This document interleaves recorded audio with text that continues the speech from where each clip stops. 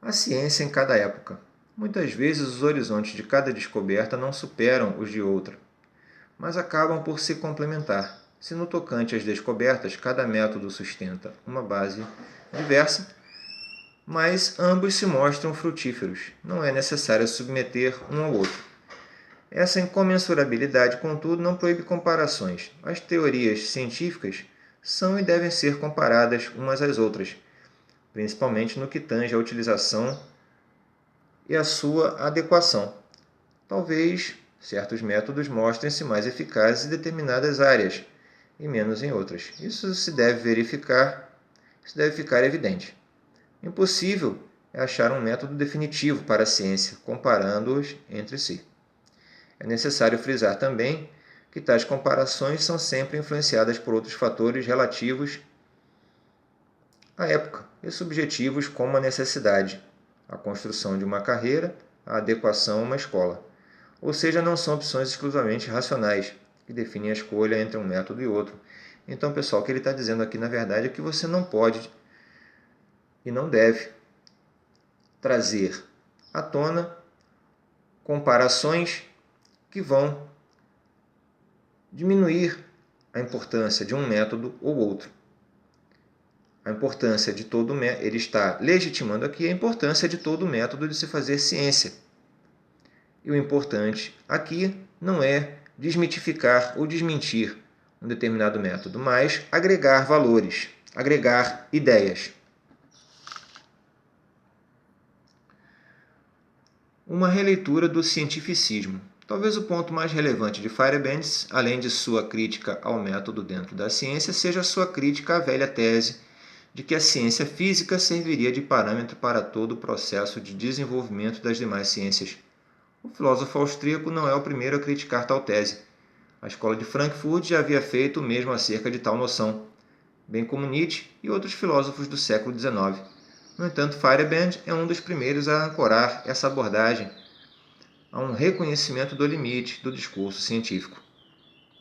O pressuposto de superioridade da ciência física diante das outras se deve muito aos filósofos modernos que, inspirados pela Revolução Científica, defendiam uma adequação do pensamento filosófico e social às demandas dessa área, às demandas dessa ciência, e uma estrutura lógica, matemática que parecia ser a base de todo o método.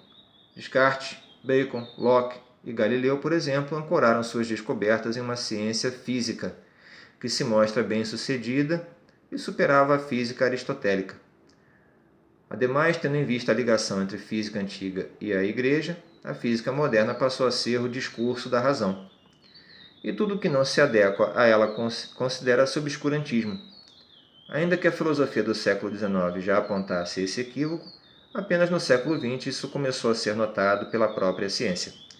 Além disso, o autor apresenta o fato de que o discurso científico se tornou o discurso dominante na sociedade, e quando este recebe um tom quase religioso, verifica-se de certa maneira um risco. A partir do momento que todos acatam determinado discurso, única e exclusivamente porque a ciência está ditando, não é mais a razão que está prevalecendo, mas um conhecimento esotérico, compreendido por poucos. A ciência não pode se resumir a um grupo. Ela tem de ser, de fato, uma produção humana. Feyerabend aponta que não existe pretensa superioridade da ciência física sobre as demais. Ao carregar esse peso, essa obrigação ela acaba novamente se limitando para servir de exemplo e fugir de erro. O interessante aqui, pessoal, é observar esta colocação do filósofo,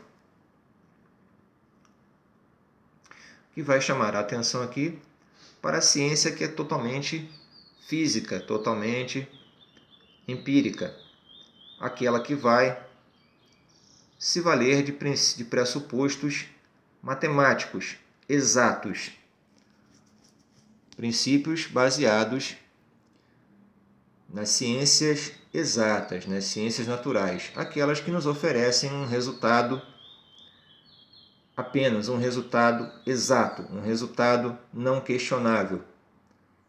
Um resultado, podemos dizer, positivista, aquele que se preocupa apenas com o resultado final, com a finalidade. Feyerabend vai propor uma reflexão sobre isso, sobre esta forma de fazer ciência, trazendo a ciência para um campo também humanista e filosófico, onde se haverá possibilidade de outras ponderações, de outras ideias e de outros resultados. A ciência, segundo o autor, é uma produção humana. Lógico, tem de estar aberta a este campo de possibilidades e assim fugir do erro de legitimar apenas um resultado, uma possibilidade. Bem, pessoal, por hoje é isso. Encerramos aqui o livro 2 de Filosofia. Proponho aqui para vocês os exercícios conceituais, contextualizados e de aprofundamento. Para qualquer dúvida, estaremos à disposição. Um abraço a todos, até a próxima aula.